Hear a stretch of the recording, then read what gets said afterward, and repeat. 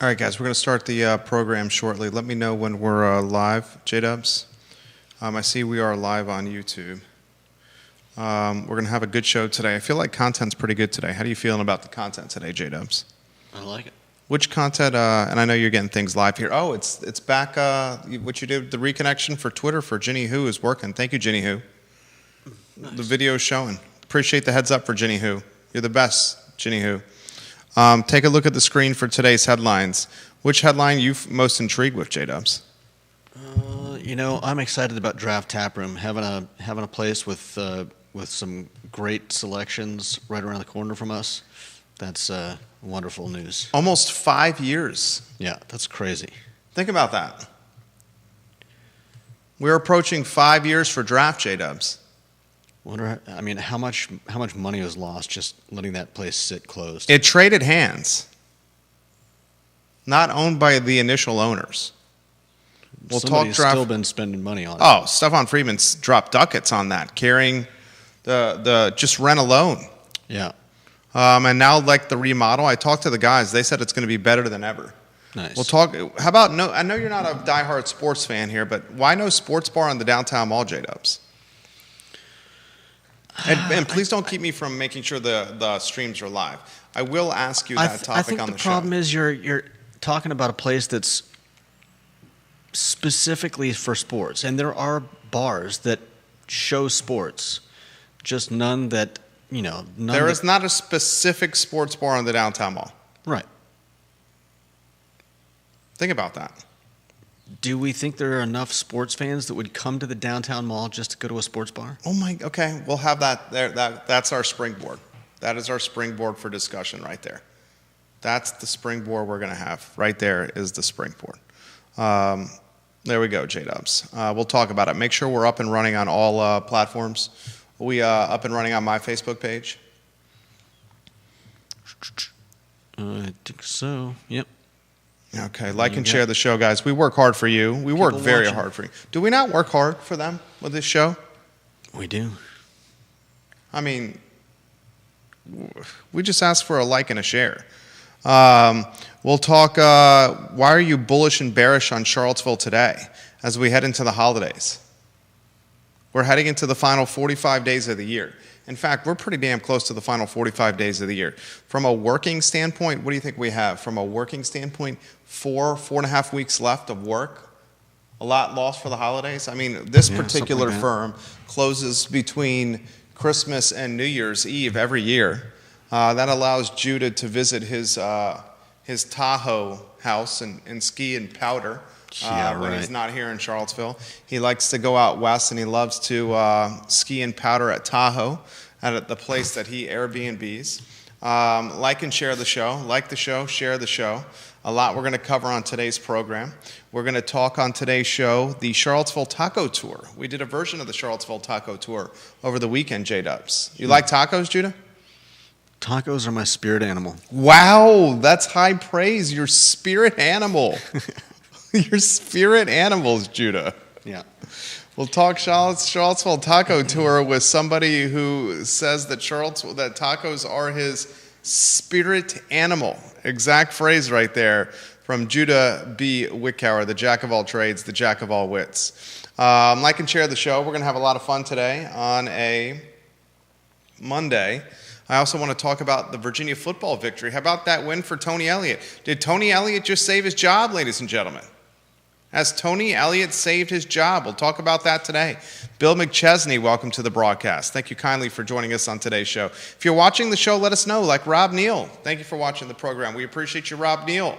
Like and share the program. We'll get rocking and rolling here in T-minus 10 seconds. Judah Wickower, give a little perspective to your viewers and listeners here. A little perspective on what? It's up to you to determine. I don't have to tell you what to do perspective work. Oh, man. I'm enjoying the continued nice weather. I know it's eventually going to get cold, but can we just stay right here? No, we can't stay right here. It's time to get cold. It's time to get cold. Vanessa Parkhill, thank you for watching the program. Mary Beth Winslow, thank you for watching the program. Local television station, local newspaper watching the show. Charlottesville Tomorrow, we're going to be talking about you. I think Charlottesville Tomorrow is in a prime position for success in the media desert that is Charlottesville, Virginia. So much to cover on today's talk show. Yours truly, Jerry Miller and Judah Wickower, with a new tagline that's going to be at the start of every program. I think Judah knows what the tagline's going to be. Let's see if the viewers... Do you know what the tagline's going to be? Eat your Wheaties? Not eat your Wheaties. Jeez Louise, eat your Wheaties. What are you, Michael Jordan? Eat your Wheaties? Oh, all right, we can rock and roll when you're ready, my friend. Eat your Wheaties. Wyatt on the set.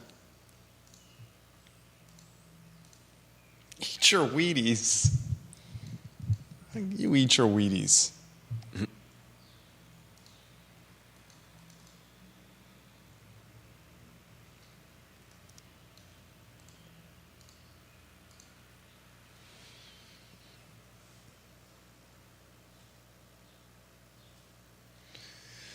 Good Monday afternoon, guys. I'm Jerry Miller. Thank you kindly for joining us on the I Love Seville show. Ladies and gentlemen, it is time to make the donuts. So much to cover on the program, including Tony Elliott, a shocking victory in the Steel City against the Pittsburgh Panthers, the Virginia football team.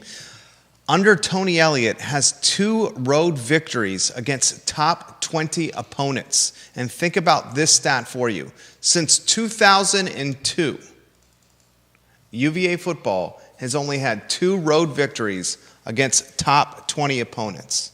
And Tony Elliott has both of them. Remember, ladies and gentlemen, they beat a very talented North Carolina football team last year that was 10th in the nation in Chapel Hill. On Saturday night, in front of a large television audience, they beat the Pitt Panthers, 18 in the country. Tony Elliott may have just saved his job. We'll talk on today's program, ladies and gentlemen, about why we are bullish and bearish for Charlottesville, for Albemarle County, and for Central Virginia as we head into the final 45 days of the calendar year. You're looking about 4 business weeks left. When you include holidays and the fact that this community in this region likes to take a lot of time off around Thanksgiving, around Hanukkah, and around Christmas and New Year. So about 4 working weeks in the Charlottesville area will give you an idea of why we're bullish and bearish for the community. I'll ask this question. The nonprofit news site, Charlottesville Tomorrow, I think this organization is in a prime position to fill a media and news gap. It's no question we're in a news desert. The television stations NBC 29 and CBS 19 are shadows of their former selves. NBC 29 just cut its Saturday morning and Sunday morning newscasts. Think about a news station cutting its newscasts. That's what NBC 29 did for Saturday mornings and for Sunday mornings. CBS 19 is doing the best it can, trying to claim market share from NBC 29, but the reality is people do not sit on a couch and watch a box at 6 o'clock, at 10 o'clock, or at 11 o'clock anymore. The Daily Progress, as we've covered, they're struggling to fill subscriptions. Its business model has a print product that's delivered, frankly, not very frequently, and its digital platform is not subscribed by many people. So who's going to fill that gap? It might be the nonprofit news organization Charlottesville Tomorrow. We'll talk about that today. I also want to talk Draft Tap Room. We kind of broke a little bit of news today on the I Love Seville network. The closest thing to what downtown Charlottesville has to a sports bar is Draft Tap Room. It's owned by Stefan Friedman, the retired venture capitalist. Stefan Friedman owns Bonnie and Reed, the seafood restaurant on the downtown mall that's head chefed by Chris Humphrey. Stefan Friedman owns Judah Wickower, Ace Biscuit and Barbecue. Stefan Friedman owns, what else you got there, J-Dubs? A part owner of Little John's, Stefan Friedman.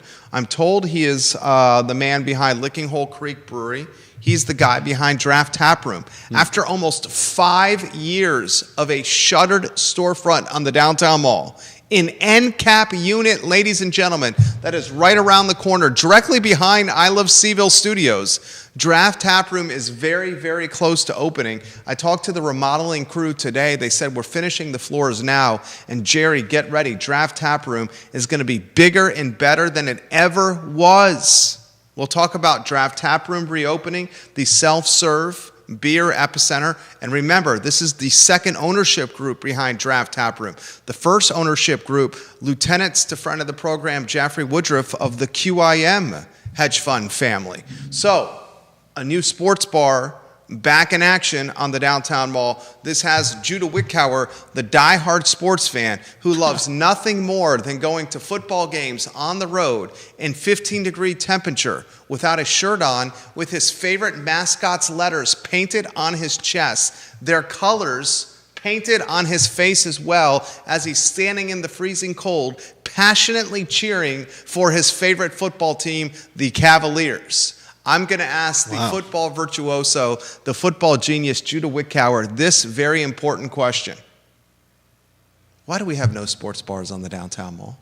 We'll get Judah Wickower's answer on today's program. Also on today's show, we're going to highlight the Charlottesville Taco Tour. Our family and two other couples, even our boys, our 6-year-old and nearly 2-year-old, went on an epic taco tour over the weekend. We'll give you some insight to that. And then I'm going to ask you this question. If you wanted to put a taco tour together, what would be the best path of attack? And folks, on the program, we're going to have a lot of fun taking your comments, the viewer and listener. So put them in the feed and we will relay them live on air. We're going to have a lot of fun. Judah Wickower on a 2-shot as we give some love to John Vermillion, Judah, and Andrew Vermillion of Charlottesville Sanitary Supply. 60 years in business. John Vermillion in the studio tomorrow at 12:30, taking your questions and your comments. We're going to talk all things business, all things entrepreneurship, all things Charlottesville history, all things related to the news cycle with a man who's been in this community for 60 consecutive years as a business owner. His third-generation company, Charlottesville Sanitary Supply, just launched a brand new website. Did you get a little visual for them on screen?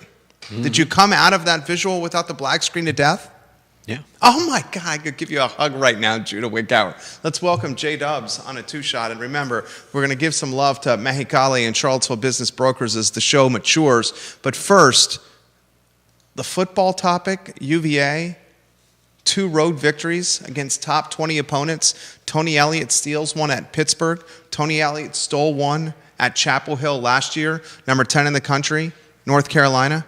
Maybe he saved his job. I know you were at that Pittsburgh game in the Steel City, shirt off with your chest and face painted, cheering on the Cavaliers. That sports bar question is right up your alley. I kid because I care. The taco tour topic is right up your alley. If you're going to create a Charlottesville taco tour, what would be the best path of attack? So much I want to cover with you, my friend, including why you are bullish. We're positive people, glasses half full first on the Charlottesville area, but also why you may be bearish on the Charlottesville area. So much to cover. Which headline, my friend, intrigues you the most? Oh, like I said, I'm excited to... Like I said, I'm repeating what I said. But I'm they excited. Don't hear you in the off-air commentary. I when know. we post the show later. That's why I'm repeating myself. Okay. I'm excited about Draft Tap Room opening back up. It was a great little spot. Like you said, it's just behind us, like literally right behind us. We can walk out the back door and be in the... in their kitchen. We can walk out the back door of the building and basically walk into where they keep the kegs. Yeah, or go around to the front door. I like to go in the back door through the kitchen and then come through the kitchen into the self-serve pour area of Draft Tap Room, J-Dubs. Yeah. You don't do that one? You don't go that way? Next time I go that way, you come with me. We give props to the back of the house. We see what's cooking with the back of the house. And then we go have, for you, it's going to be something brown probably, right? A lager, maybe a Goza. You never know. That's what's great about it. Depends on my on what I feel like. They said it's going to be bigger and better than ever before. Nice. I want to talk about that topic later in the program. First, I'm going to ask you a question as you get the lower third on screen. Why are you bullish? And bullish, ladies and gentlemen, for those that don't know the jargon. Why are you high? Why are you upside? Why are you positive? Why are you eager? What are you excited about in the Charlottesville area? Charles Blunden, you can just remove yourself from the group if you'd like. That would be the easiest way to do it, my friend. Why are you bullish on the Charlottesville area? Oh, Charlottesville is growing. Charlottesville and the area, including Albemarle County. I mean, we've got we've talked a lot on the show about the Injects and the spies and all of the all of the contracts that are flowing into this area. We've got the university. We've got the bio research lab. There is so much happening in Charlottesville that it's hard to not be bullish about this area. You're not concerned that same innovation and that same influx of people is going to gentrify the community aggressively? That's why I'm bearish. Oh, so that wasn't, you didn't lead with the bullish. Your bullish answer is your bearish answer. I mean, they're connected. They are connected. It's such an interesting little gray part of the Venn diagram. Yeah. Where the bullish and bearish Venn diagram are connected is exactly what Judah said. That gray area where the circles are connected is the population influx. And Yep. the population influx is tied to biotechnology, Paul Manning, 100 million Fontaine Research Park, Jaffrey Woodruff, Data Science School, Yep. Amazon, 11 billion investment, Louisa County, Northrop Grumman, $250 million, Waynesboro. All those employees' average salary for that new facility, $94,000, plus all the accolades. Charlottesville area, best place to live, happiest place to live, best place to retire. All those elements are in the overlapping circles on the Venn diagram. Yeah. And all of those elements could be interpreted as bullish or bearish, depending on how you look at the glass of water that's sitting in front of you, Judah. Yeah. For some people, it's going to be a lot of bearish. For others, it's going to be a lot of what do they say? Bearish, bullish. It all depends on your perspective of things, I think. Housing, it's going to change. Oh, yeah. The labor market, it's going to change. The cost of living, it's going to change. Mm-hmm. I'm very curious to see what is going to happen to the labor market over the last 4 years. Last week on the show, we talked about Donald Trump and his presidency over the next 4 years, how he's going to enforce immigration reform or drive immigration reform. There was a report out by the National Builders Association. More than 1/3 of job workers on remodeling sites and new construction sites are immigrants. Mm-hmm. More than 1/3 of the labor pool, immigrants. There was commentary out by, I was watching on Bloomberg today, on a restaurant owner that has a number of restaurant holdings. Mm-hmm. We're talking dozens and dozens of units. And he highlighted that many of his colleagues in the space have back-of-the-house hires that are immigrants. And both made the case, the National Association of Builders and this talking head on Bloomberg, that Trump's approach to immigration reform is going to cut the labor pool at a time when the labor pool is already tight, and those that are left in the labor pool will have leverage to ask for more money, and as they have leverage to ask for more money, the increase in labor will be passed down the stream to the consumer with increased prices. The restaurant talking head on Bloomberg said this also could force even more innovation or pivoting into digital labor, kiosks, tablets, and online ordering. And he made a compelling argument that this will drive third-party labor associated with retail food and beverage. That third-party labor associated with retail food and beverage could be seen as like Grubhub, Uber Eats, online delivering type of solutions. So that's something to follow very closely. I'm extremely intrigued by that. This is what I do know, and then Judah, you jump in, okay? This is what we do know. if you're making, let's call it the UVA minimum wage, $15 an hour. Michael Payne fought for a $15 an hour UVA minimum wage. Activists fought for that. That's part of what Michael Payne ran his campaign on as a Charlottesville city councilor, as one of the ringleaders behind the $15 an hour UVA minimum wage. That 15 bones an hour UVA minimum wage is 30 grand a year. 30 grand a year. Yeah. Living in Charlottesville or Albemarle County on 30 grand a year is going to be your characterization?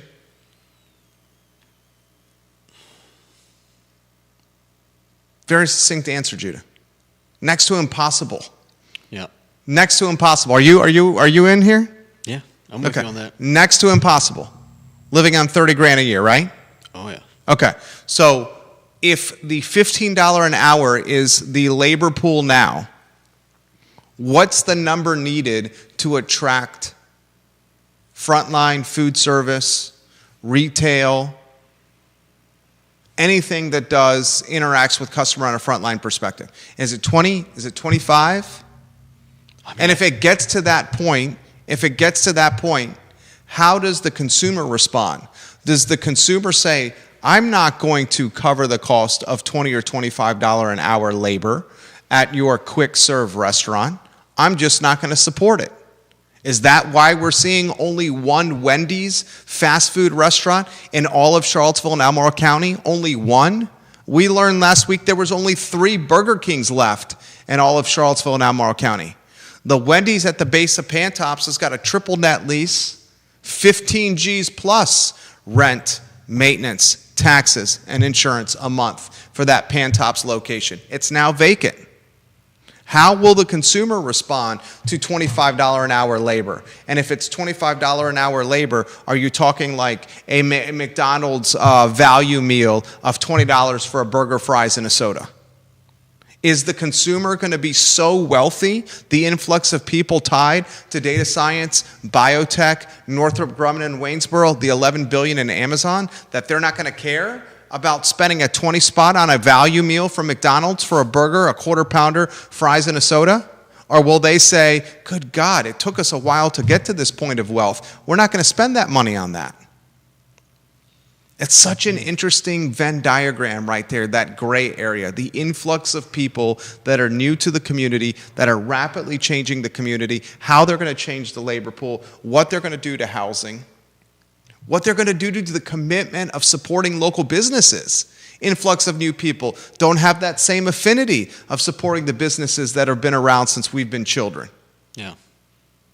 We're in a sociology, anthropology experiment right now. We're living it right now in the Charlottesville area. You raise your eyebrows like you're going to offer something compelling on a talk show. I don't know how it's going to work. I think we're becoming detached from reality. I mean, when everybody has to work 80 hours a week just to pay rent, I think you start to get to a point where things just don't make sense anymore. I don't know how a Wendy's survives, much less a local place. Local places certainly aren't going to be able to pay $25 an hour, and they're certainly not going to survive, doubling their food prices. So you're right. It is going to be interesting to see how things go in the near future and how businesses find ways to survive. There it is. Is it going to be a labor pool that's digitized? As much as possible. And if it's a labor pool that's digitized through kiosks, through tablets, through QR codes, through online ordering menus provided by Toast, if it's that world we live in, what's that then do to the lower class and the middle lower class? Does that completely evaporate and eviscerate that subset of the socioeconomic stratosphere? Yeah. And where does that subset of the socioeconomic stratosphere move to, migrate to? They move to localities that are better at balancing the realities of price and Affordability is the word affordability. you're looking for. Which locality is that?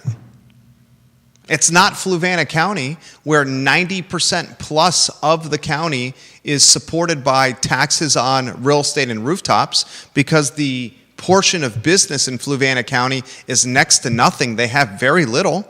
Yeah. That labor pool can't move to Fluvanna because the jobs aren't there. I think that's going to be moving further out than a county or two away. Curious to see how that happens. Are you bullish or bearish on Charlottesville? Bill McChesney, watching the program, said, I loved your posts on Facebook and on Twitter and on LinkedIn about Arlington and the new zoning ordinance. I said this: the activists in Charlottesville, the Gillikin gang, is trying to push the new zoning ordinance through. The Gillikin gang, earlier this morning, I should rephrase, thank you, is trying to emphasize, the Gillikin gang, that nothing is materializing from the new zoning ordinance. And the Gillikin gang is saying that is because development projects that are 10 units or more have such crazy affordability requirements that they don't pencil out financially. And he's exactly right. Yeah. He said something must be done about these projects that are 10 units or more for them to become a reality. Council should modify the NZO immediately. I said, not so fast, my friend, in the words of Lee Corso. I said, no, we shouldn't do anything at all with the new zoning ordinance right now. We must first see how Judge Worrell is going to respond to the lawsuit initiated by citizens and taxpayers before we do a single other thing to the NZO. Because if the new zoning ordinance in Charlottesville goes by the way of Arlington, where a Fairfax County judge struck down what Arlington, Virginia did, saying you did not give enough time or preparation before you put this zoning ordinance in play, this upzoning in play, it is now struck down. If that's what happens with the NZO in Charlottesville, then we've wasted a boatload of time, money, and resources on a document where we're going to have to start from scratch. I mean, think about that. Yeah. Absolutely bananas, the world we're living in right now. Why am I bearish on Charlottesville? I'll tell you why I'm bearish on Charlottesville, okay? I'm bearish on Charlottesville because the University of Virginia is expanding. And while it's in a political crossfire, while it's in a DEI crossfire, while the University of Virginia is searching for its brand identity, will it be the University of Virginia of my time at UVA from 2000 to 2004? Will it be the University of Virginia of my father's time from 68 to 72? Or is it going to be the University of Virginia that Jim Ryan's trying to push, that Bert Ellis is trying to diss and keep from happening, that Governor Glenn Youngkin is trying to stop? 13 of his appointments on the Board of Visitors, Youngkin. It's searching for a brand identity. One thing that can be said is it's expanding left and right. Left and right, it's expanding. Yeah. And the chitter chatter is out-of-state tuition's going to flirt with $100,000 for room, board, tuition, books, all the pomp and circumstance. So as it's expanding left and right, it's bringing people into the community that want to use mommy and daddy's credit card to spend, spend, spend. We were on a Charlottesville taco tour, Judah, on Saturday. And we went from Mexicali on the Charlottesville taco tour to, what's the restaurant right down the road from Mexicali? And gives Mexicali some love. River Hawkins and Johnny Ornalis have a fantastic, fantastic restaurant, Mexicali. I had a spicy margarita on at Mexicali restaurant made by River Hawkins. That was the best spicy margarita that I ever had. Nice. Legitimately the best spicy margarita I ever had. While I was drinking that spicy margarita, our 6-year-old and our 2-year-old were playing on the playground outside on the patio. Yeah. It was pretty awesome. Mm-hmm. Me, my wife, and 2 other couples were lounging by the fire pit. My wife and I were alternating on supervising the children playing on the playground. The Charlottesville Taco Tour, Mexicali to, what's the restaurant right down the road that I always forget their name, in the old Horse and Hound location? Mariscos El Barco. God, I love you. I'll give you a hug. That's exactly what it is. Can you say it 3 times fast? Moriscos El Barco, Moriscos El Barco, Moriscos El Barco. From there, Continental Divide, and closed at the Bebedero. Nice. It's not a bad Charlottesville taco tour. No, not at all. And you could even go Bebedero, Continental, Moriscos El Barco, and close at Mexicali. The wheels are turning over there. Why the pensive look up to the left? No, You're trying to see which one would connect the dots easiest and most efficiently, aren't you? Yeah, I'm just trying to place them all in their proper order. I would create a new brand where we would do a digital map where you could check in and you can get points and awards. Mm-hmm. And the more you check in, the more points you earn, the more prizes you can get. And it would be called the Charlottesville Taco Tour, a flavor fiesta. We could build that brand and boom those businesses with the drop of a hat with the I Love Seville Network. Yeah. In the process of doing the Charlottesville Taco Tour, I was taken aback by how many University of Virginia students I saw at each locale. Nice. They are expanding their support and patronization of locally owned businesses, where when I was there 20 years ago, you didn't leave the bubble. Yeah. You didn't go past Orbit, which is now Boylan Heights. You stayed down Rugby Road. You didn't go past Orbit. You didn't go to Dirty Nelly's. You rarely went to Anna's.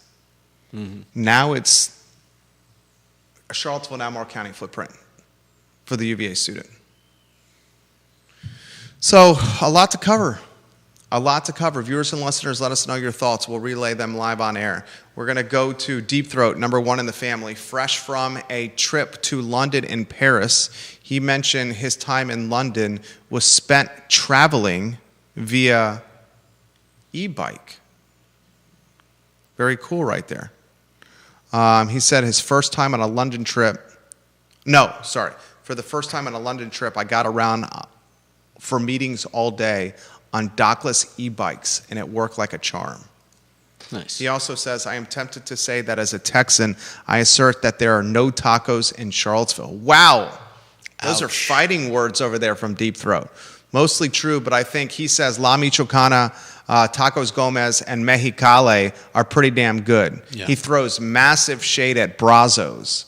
He says, which is sad for me, because he's a guy who used to live in Austin and had an office at the corner of Brazos Street in Austin. So Deep Throat, the cosmopolitan, number one in our family, says the only legitimate tacos in town are La Michoacana, Tacos Gomez, and Mexicali. That could be another Charlottesville Taco Tour path. You start at Tacos Gomez, the food truck, at the base of High Street. Then move your way up high. Then you go to La Michoacana. From La Michoacana, you start migrating onto the downtown mall, where you hit Bebedero. Well, you might get Guadalajara. God! Before you actually get on the mall, Providing some value there. Then there's El Comalito. Where's I believe that? Across the street. From where? That's it's next to the gas station. You know the gas station on the corner of Market and. Oh yeah, the old Fuel, the old Patricia Kluge failed experiment. Yeah. Many failed experiments by John Kluge's ex-wife, Patricia Kluge, the former risque dancer. Look it up on your own time. She thought that she could put fine dining, white tablecloth dining, inside a gas station that had 3 to 5 parking spots, and people would support it. It was called Fuel Company. Yeah. Fuelco. Fuelco. Let's put fine dining and $100 a plate dinner and drinking in a gas station that has no parking. Patricia Kluge's idea. You could totally do that. Tacos Gomez to La Michoacana. It's called Comalito. Yeah, Comalito. Comalito. El Comalito. God, you're on point today. To Guadalajara.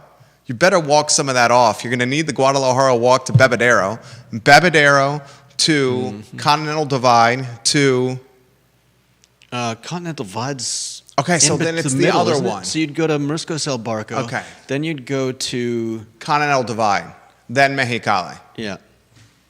That's a hell of a Charlottesville taco tour. I could do that. One taco at each place. I could totally do that. Man, I do one taco and a margarita at every place. Oh man, I would do. Be rough.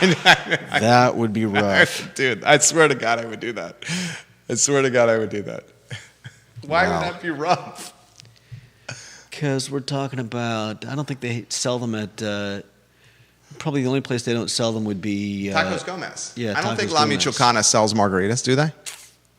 Yeah, they definitely do. They sell margaritas? Okay, I stand yeah. corrected. I've had them there. Okay, he's had them. We should do that. I've even gotten them to go from there. There we go. There we go. All right, Charlottesville tomorrow. Viewers and listeners, let us know your thoughts. Anything you want to talk about, we'll relay them live on air. It's the Monday edition of the I Love CVille show. And damn, we are making the donuts today. I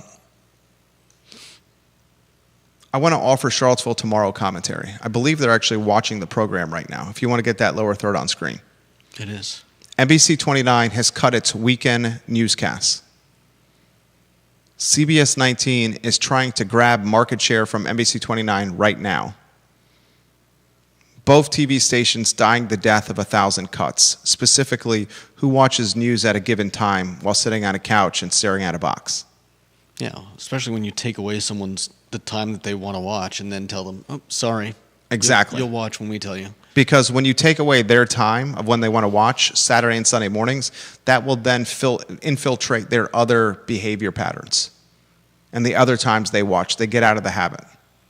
The newspaper is also dying the death of 1,000 cuts. You don't nearly have the subscribers they once did when I worked there as a rising third year at the University of Virginia into my mid to late 20s. It's 3 times a week, I believe. They publish their actual subscribers. You can find them online. Deep Throat has sent those to me before. I would love to see those numbers again. I believe the actual paying subscribers of the DP is sub 10K, and it might be even less than that. So I'm going to ask this question. Charlottesville Tomorrow recently got a massive grant.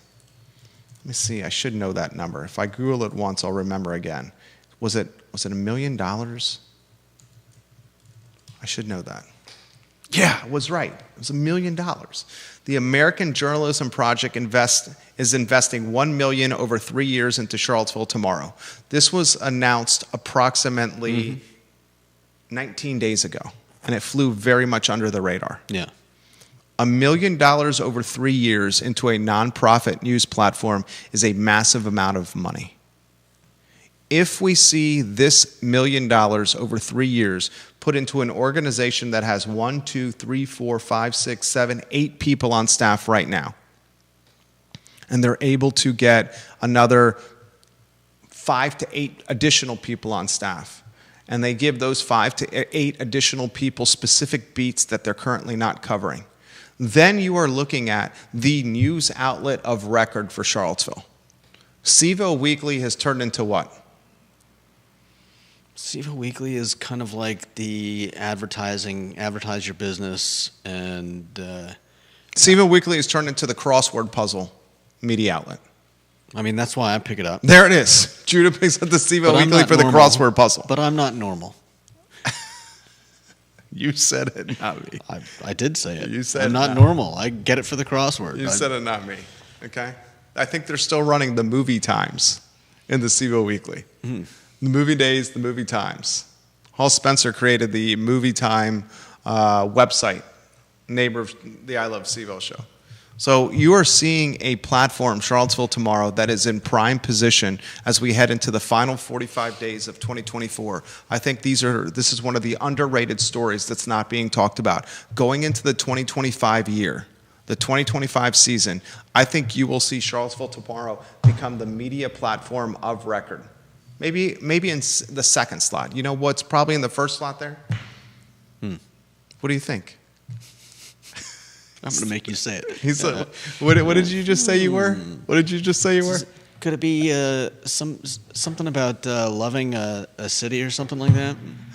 I'm very encouraged and bullish on Charlottesville Tomorrow. I would very bullish. Bill McChesney says that would be a taco crawl. You want the alliteration of the taco tour, Bill, for branding purposes. Jason Noble watching the program. It's only a matter of time before traditional news is no more.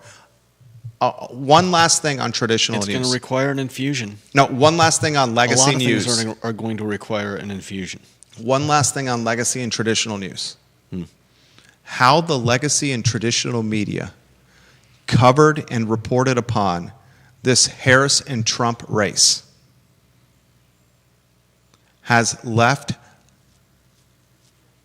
tens of millions of people extremely disenchanted.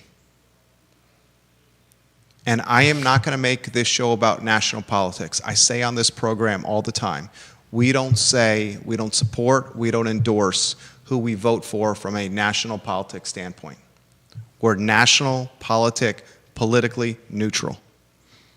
But one thing we can say is the legacy and traditional media poorly covered the Trump and Harris race and how they positioned the outcome and what was going to happen. Their analysis on the race. And that has further left many, not just in the country, not just in the Commonwealth, not just in Central Virginia, but in Charlottesville, disenchanted with the legacy media, the traditional media. And that disenchantment may be is it deaf nail? Knell. What do I call it? Deaf nail? Yeah. Why can't it be a deaf nail? Why can't the nail also be death? Like if you drove a nail into somebody's heart, that would be death. Why can't it be a deaf nail? You can change the narrative. What is a knell? What is a knell? A knell, Knell, is the sound of a bell.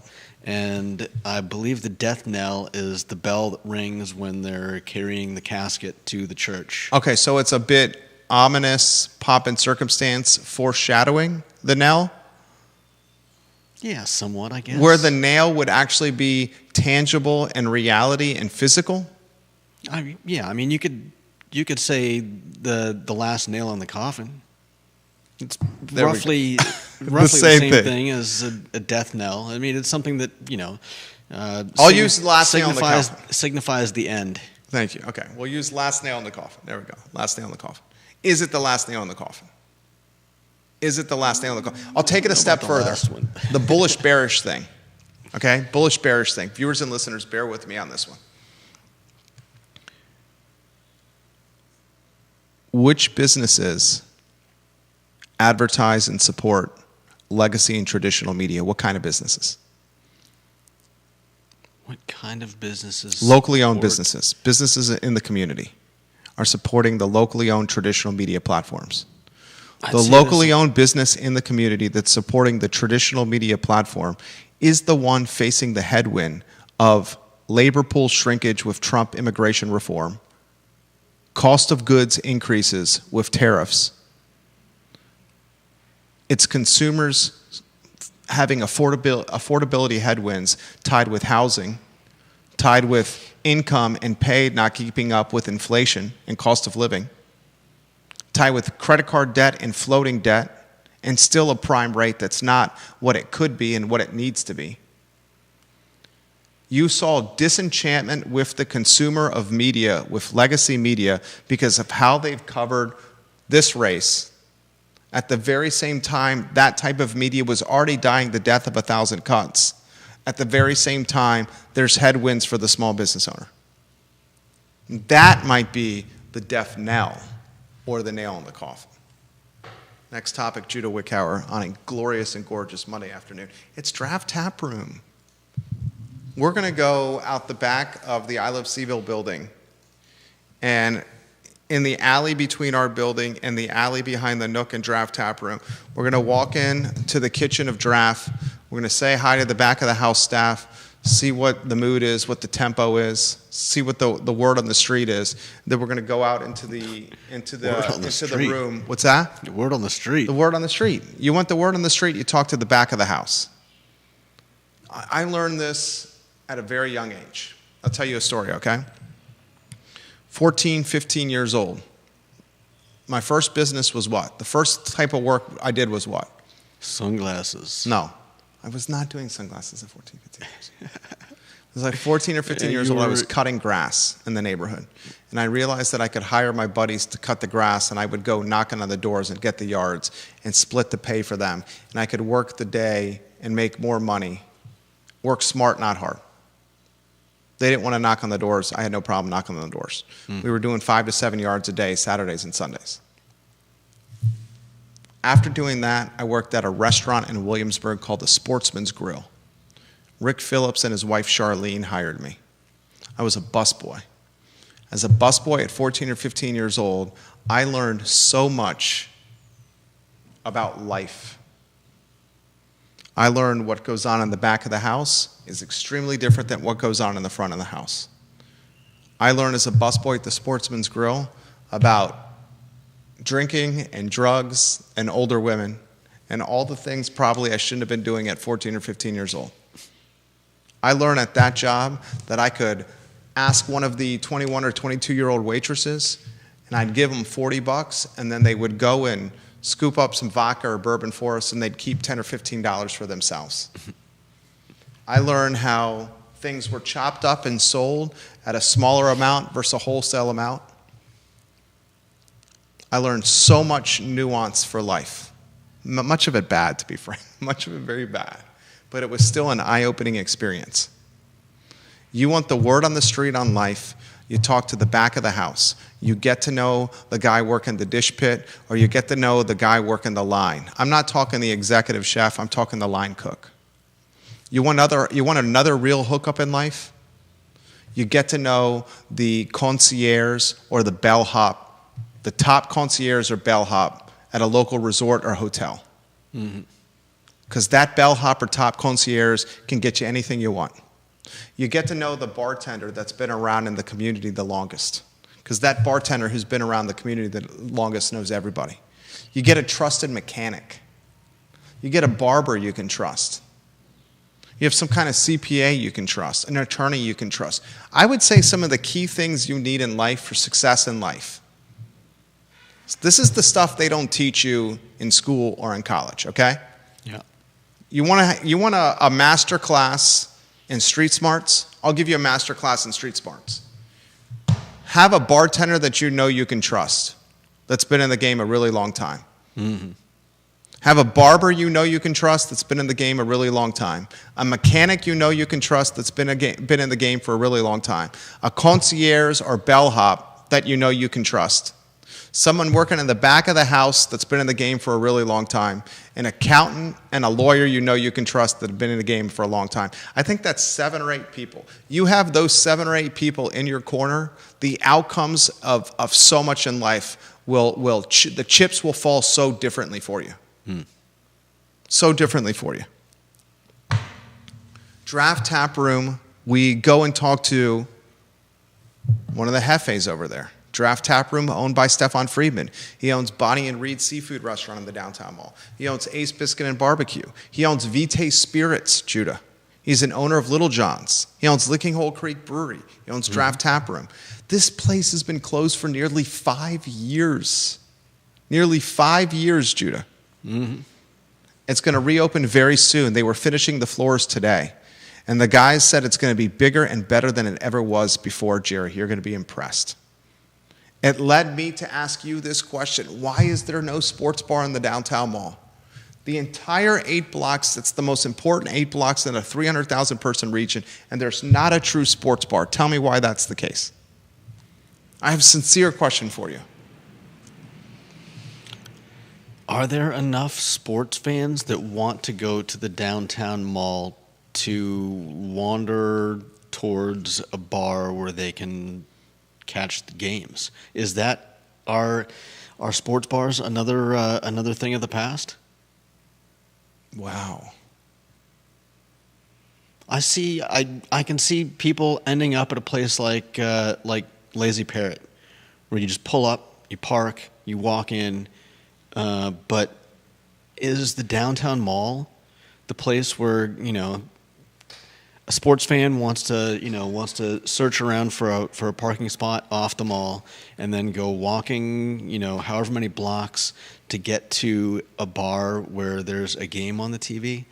I mean, obviously that's not a whole lot of work, but I think we're seeing people taking the easy route more and more these days, which is why people are ordering a carton of milk from to get delivered to their house rather than spend 5 or 10 minutes going out of their way to stop at a grocery store on the way home and pick up a carton of milk. You know what? your commentary and analysis on this is pretty fantastic. I'm so deeply rooted or like in the bubble of being a diehard sports fan that all I can see is there's a basketball game tonight. Yeah. And the Virginia football team beat a top 20 opponent for just the second time since 2002. They beat North Carolina last year in Chapel Hill, a number 10 team. They beat Pittsburgh, a number 18 team, on Saturday evening, and Tony Elliott both has the road wins on his resume. Yeah. Both road wins coming out of bye week. Virginia, a 27.5-point favorite tonight against Coppin State, who's 0-3. I'm so immersed with that that I didn't see that maybe human behavior is changing, and that human behavior is less about the passion and the fraternity and the community felt at a sports bar when cheering against or cheering for a team, while drinking, while eating, while being amongst friends. And maybe the average Joe and the average Sally would instead rather watch on their 75-inch televisions that cost like $700 at Best Buy and can be installed by the Geek Squad while having their food delivered to them through Grubhub and talking with their friends via Twitter or via text or via Instagram. Yeah. And if that's the society we're heading for, dear Lord, I pray. I mean, that's kind of what you're campaigning for when you asked me to try buying your groceries from Grubhub or for whoever it is that will pick them up and deliver them to your door. I suggested you try it once, and I would pay the delivery fees. Yeah, because the person that I know, Judah Wickhauer, who's worked at this company for 15 years, someone I spend 40 hours 40 hours per week alongside. I would make a legitimate argument, and this is not ego, this is realism. This is realistic. There are aspects of Judah Wickhauer I know better than Judah Wickhauer knows himself. And the Judah Wickhauer I know, once he gets a taste of the delivery at a very marginal fee, would do that type of grocery shopping for the rest of his life. Because the Judah Wickhauer I know does not want to interact with people at the grocery store, certainly not strangers, does not want to interact with the sales clerk, does not want to interact with anyone really he doesn't know. I'm not that bad. I didn't say you were that bad. I think that is reality, though. You've highlighted that on the show in the past. And that I would bet you save an hour to 90 minutes every time you do this. But I don't think it would save me that much. You're underestimating how much time you would save here. But to your point, that approach to grocery shopping is just like the NBC 29 cutting the newscasts on Saturday and Sunday. If you cut the morning cast, it's going to change human behavior. Yeah. I think we're doing that a lot. And part of that may be why people aren't going out to watch sports anymore. Is there less sake of human connection in 2024 versus 2004? In 2024, is today's human connection, and here's how we'll close the program, because I have a 1:30 real estate showing. I think that the problem is we've slowly become like frogs in a pot of slowly heating up water. We've accepted this, and we've grown into it. And for those that are not watching the show, what was this? This was a cell phone. Yep. And we've grown into it, and we've accepted it, and we've allowed it to engulf more and more of our daily life, whether it's ordering clothes or ordering groceries or catching up with people that I just got a message from one of our viewers saying that they run into friends and catch up at the grocery store. But not everybody does that anymore, and the problem is that the more people that are wooed away from life, the more news channels and grocery stores and sports bars are going to have trouble making ends meet, much less, is someone even going to, is someone even going to make an attempt once they're gone? Now that we don't have any sports bars, is anybody going to try to open a sports bar? Why would they? Do they think they can get enough people that want to spend time in a room together, paying for beer and the wonderful chance to sit together with a bunch of people you kind of know and watch a game? Excellent commentary from Judah Wickower. Is 2024 version of human connection a connection made through direct message, text message, and FaceTime, instead of what we used to call human connection, interacting with people at the grocery store, at the checkout line, at the sports bar when you were cheering for the same team over a cold beer, waiting in line at the fast casual restaurant to get food to eat in their dining room instead of having it delivered via third-party delivery like Grubhub or Uber Eats? That's a question for later in the week. Today's Monday. We made the donuts on the I Love CVille show. For Judah Wickower, my name is Jerry Miller. So long.